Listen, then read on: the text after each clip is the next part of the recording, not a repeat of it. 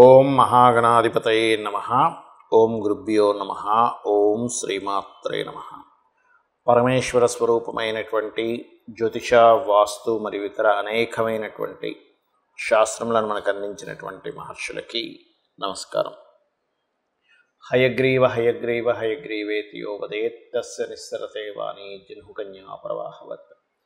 అరుణాం కరుణాతరంగితాక్షీం ధృతపాశాంకుశపుష్పబాణచాపాం అనిమాదిభిరావృతాం మయూకైః అహమిత్యేవ విభావయే భవానీం. శ్రీమాత్రే నమః. ప్రేక్షకులకి ఆ లలితాంబిక అమ్మవారి యొక్క అనుగ్రహం పరిపూర్ణంగా కలగాలని మనస్ఫూర్తిగా కోరుకుంటూ ఈరోజు మనము 11వ తేదీ నుంచి 7వ తేదీ వరకు ఉన్నటువంటి వార ఫలితాలు ఏ విధంగా ఉన్నాయి, మరియు ఆ వారం రోజులు గ్రహస్థితి ఏ విధంగా ఉంది అని చూసుకున్నట్లయితే మనకి మేజర్ ప్లానెట్స్ అయినటువంటి గ్రహాలు మారవు. అంటే గురువు, శని, రాహుకేతువులు యథాస్థానాల్లో, మేషంలో గురువు, కుంభంలో శని, మీనంలో రాహు, కన్యలో కేతుగ్రహ సంబంధం కలిగి ఉంది. ఇక ఈ వారము చంద్రుడు ఎలాగో 2.5 రోజులకు మారిపోతూ ఉంటాడు కాబట్టి కుంభరాశి నుంచి వృషభ రాశి వరకు చంద్రుడి యొక్క సంచారము, మరియు రవి, కుజ, బుధ గ్రహాలు మకర రాశిలోని ధనస్సులో శుక్రుడు ఉన్నాడు. అయితే ఈ శుక్రుడు 12వ తేదీ మకరంలోకి మారడము, రవి 14వ తేదీ కుంభంలోకి మారుతున్నాడు. అంటే ఈ 2 గ్రహాలు రవి శుక్రులు మాత్రం మారుతున్నారు. కావున ఈ యొక్క గ్రహస్థితి అనుసరించి మీకు ఏ విషయాల్లో ఈ వారం జాగ్రత్తగా ఉండాలి, ఏ విషయాలు బాగా కలిసి రానున్నాయి, ఏ దేవతారాధన చేసుకోవాలి, దీంతోపాటు ముఖ్యంగా ఈ వారం నేను మీకు చెప్పబోయేది ఏంటంటే, మనకి ఏ సమస్య ఉంటే జాతచక్రం లేదు, ఏమీ లేదు, సమస్యని బట్టి ఈ వారం ఉన్న గ్రహస్థితిని బట్టి మీరు చేసుకునే పరిహార మార్గం కానీ, మంత్రం కానీ, గోసేవ కానీ ఏం చేసుకోవాలనేది నేను మీకు ఆఖరిలో చెప్తాను. ఆఖరి వరకు వీడియో వినండి. కుంభరాశి, కుంభలగ్నము, కుంభరాశి వారికైనా చూసుకున్నట్లయితే ఈ వారం ప్రధానంగా మీరు 11, 12 తేదీలు గుర్తుపెట్టుకోండి. ఎవరికైనా అప్పు ఇచ్చే విషయం పట్ల కాస్త జాగ్రత్తగా ఉండాలి. 13, 14 తేదీలు ప్రధానంగా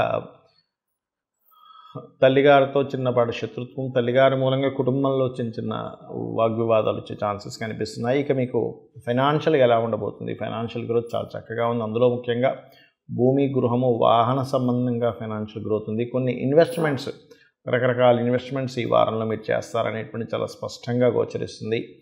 అప్పులు కూడా లభిస్తాయి. అంటే రుణం కోసం ప్రయత్నం చేసేటువంటి వారికి రుణ లాభం అనేటువంటిది సూచిస్తుంది. అదేవిధంగా ఎవరైతే స్కూల్స్, కాలేజెస్, ట్రైనింగ్ సెంటర్స్ లాంటివి పెట్టి తద్వారా లాభాన్ని పొందాలనేటువంటి ఆలోచనల్లో మీరు చేసే ప్రయత్నాలు సక్సెస్ అవుతాయి. కాకపోతే కాస్త మీకు ఈ వారంలో కొన్ని స్వప్నములు రావడం ద్వారా కొన్ని విషయాలు తెలియడం కూడా జరుగుతూ ఉంటుంది. అయితే ఇక్కడ 12వ స్థానంలో అధిక గ్రహాలు ఉన్నాయి కాబట్టి ఈ సమయంలో విదేశీ ప్రయత్నాలు కూడా సక్సెస్ అవుతాయి. ఇప్పుడున్నటువంటి గ్రహస్థితి రీత్యా చూసుకుంటే విదేశీ ప్రయత్నాలు, వివాహ ప్రయత్నాలు, రుణాలు లభించడం ఇటువంటివి గోచరిస్తున్నాయి. కాకపోతే ఇక్కడ 8వ స్థానంలో కేతు యొక్క సంచారం జరుగుతున్నందుకు మీరు యాన్స్టస్ ప్రాపర్టీ రిలేటెడ్ సంబంధించినటువంటి అంశములలో తీసుకోవాల్సిన జాగ్రత్తలు కొంచెం జాగ్రత్తగా చూసుకొని తీసుకోవాలి. ఎందుకంటే ఇక్కడ అష్టమకేతు అనేటువంటిది ఏంటంటే, కొంతమంది చూడండి ఏదో ప్రాపర్టీ ఉంటుంది, ఆ ప్రాపర్టీ రిలేటెడ్ సంబంధించిన విషయంలో కొన్ని సర్లే అదేం పెద్ద వాల్యుబుల్ కాదులని వదిలేస్తూ ఉంటారు. అటువంటి కొన్ని తప్పిదాలు జరుగుతూ ఉంటాయి మీకు ఈ వారంలో. కాబట్టి ఈ యొక్క అంశంలో కాస్త జాగ్రత్తగా ఉండండి.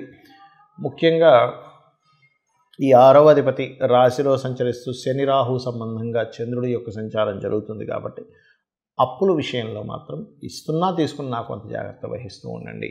ఇక మీరు చేయవలసినటువంటి దేవతా ఆరాధన ఏం చేస్తే బాగుంటుంది అంటే, మీరు వారాహి అమ్మవారి యొక్క అష్టోత్తరాలు మరియు వరాహమూర్తి యొక్క స్మరణ చేయడము మీకు అన్ని విధాలా బాగుంటుంది.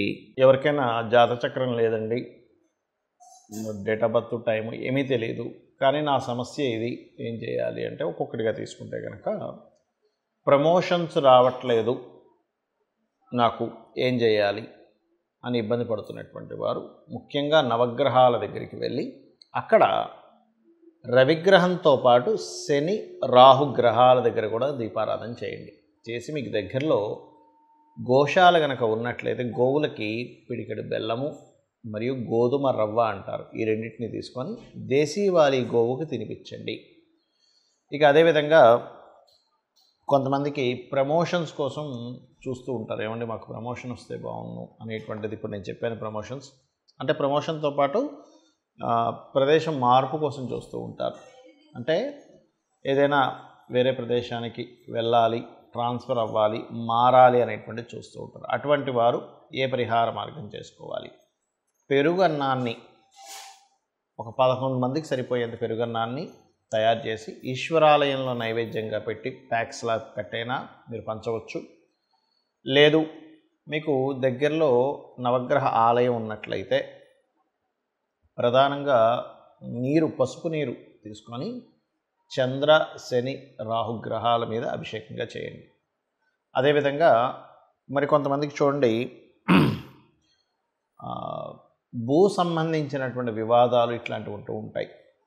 భూ సంబంధించిన వివాదం పోవట్లేదండి, లేకపోతే భూమి మూలంగా ఏదైనా ఒక బిజినెస్ జరగాలని ఉంటుంది, లేదా ఒక గొడవ ఒక గొడవ అనుకుందాం, ఆ గొడవ తీరట్లేదు.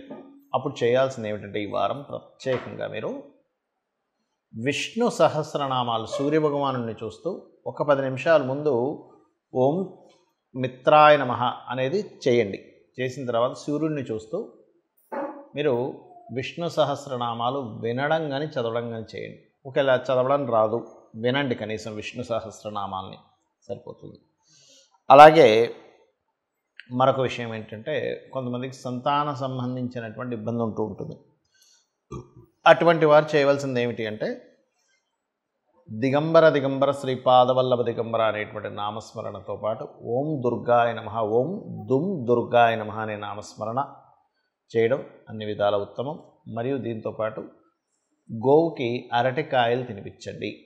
ఇప్పుడున్న గ్రహస్థితి రీత్యా స్కందుని యొక్క ఆలయంలో కూర్చొని కనుక దత్తాత్రేయుడిది దిగంబర శ్రీపాదవల్లభ దిగంబర అనే నామస్మరణ చేసినట్లయితే సంతాన యోగము, సంతాన ప్రాప్తి అనేటువంటిది కలుగుతుంది. దీంతోపాటు శని రాహు గ్రహాల దగ్గర కూడా దీపారాధన చేయండి. మరి వివాహం అవ్వట్లేదండి, జాతచక్రం లేదు, ఏం చేయాలి అంటే మీరు నవగ్రహాలలో శుక్ర, కుజ, రవి, బుధ ఈ 4 గ్రహాల దగ్గర దీపారాధన చేసి ఆ గ్రహాలకు సంబంధించిన మంత్రం ఏదైతే ఉందో అదైనా చేసుకోవచ్చు. లేకపోతే ఓం శుక్రవే నమః, ఓం రవాయ నమః, ఓం కుజాయ నమః, ఓం బుధాయ నమః అనుకొని లలితా సహస్రనామాలు ఏదైనా అమ్మవారి ఆలయంలో కూర్చొని పూర్తి లలితా సహస్రనామాలు చేయొచ్చు. లేదా వివాహం కోసం కామేశబద్ధ మాంగళ్య సూత్ర శోభిత కందరాయే నమః చేసుకోవచ్చు. ఇక ఏదైనా మాకు వ్యాపారం మొదలుపెట్టాం కానీ అంత పెద్దగా ముందుకు వెళ్ళట్లేదండి, జాతచక్రం లేదు, ఏమిటి పరిష్కారము అంటే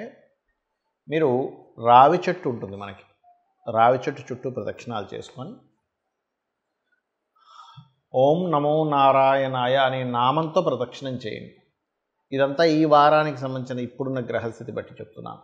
ఓం నమో నారాయణాయ అనుకుంటూ రావి చెట్టు చుట్టూ ప్రదక్షిణాలు చేసుకుంటూ 11 కానీ 41 కానీ చేసి పసుపు కుంకుమ గంధం కలిపిన వాటర్తో అభిషేకం చేయండి వాటి మీద. ఏది ఆ సర్ప ప్రతిష్ఠ చేసినవి ఉంటాయి వాటి మీద. అదేవిధంగా కొంతమంది కొన్ని భయాలు ఉంటుంటాయి, ఏమంటే అసలు ఏం జరుగుతుంది ఏంటో భయంగా ఉందని. పితృదేవతలను తలుచుకోండి. మీ తాతలు ముత్తాతలు ఉంటారు, వారిని ఒక్కసారి స్మరించుకొని వాళ్ళకి నైరుతి దిక్కు తిరిగి నమస్కరించుకోండి. ఓం దుమ్ దుర్గాయ నమః అనే నామస్మరణ చేయండి. ఇక ఆటంకాలు కలుగుతున్నాయనుకోండి, మీకు కలిగే ఆటంకాలకి ముఖ్యంగా మీరు చేయవలసింది ఓం గం గణాధిపతయే నమః అని అనుకుంటూ కేతుగ్రహం దగ్గర దీపారాధన చేయండి. కేతువు యొక్క స్తోత్రం లేదా ఓం కేతవే నమః అనుకున్నా సరిపోతుంది. అలా నిత్యము చేయొచ్చు, ఎన్ని రోజులైనా చేయొచ్చు.